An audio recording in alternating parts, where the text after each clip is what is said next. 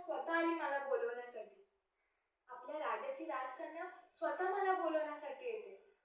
हे मोठेपणच आहे तिचं. आमच्या वस्तीमध्ये कोणीही शिकलेले नाही, पण मला शिकवण्यासाठी गुरुजींनी सहजतेने होकार दिला. कमाल आहे गुरुजींची. मला जेव्हा रेणुकेने गुरुजींसमोर उभे केले तेव्हा मला फक्त भीती वाटत होती. नुसती थरथरत होते मी.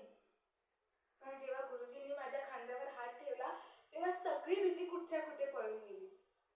गुरुजी म्हणाले होते की अगदी स्पष्ट आठवते मला. गुरुजी म्हणाले होते की शिक्षणाचा अधिकार प्रत्येकाला आहे आणि यात कोणताही भेदभाव करायचा नाही असे माझे तत्व आहे. तेव्हा आजपासून तो आश्रमात झाडामागे लपून शिकायचं नाही. या सर्वांसोबत बसायचे आणि शिक्षण ग्रहण करायचे.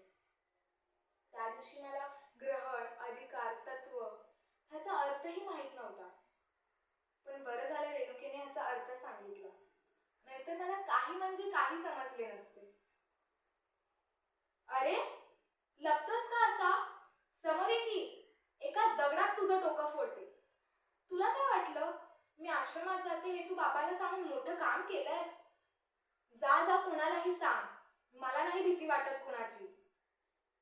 आणि ऐक, मला जर इथे येण्यापासून कुणी थांबवले तर गुरुजींची पुत्रे आणि आपली राजकन्या येतील मला न्यायला. त्यांच्यासमोर काही बोलायची हिंमत आहे कुणाची? सांग ना. अरे सांग.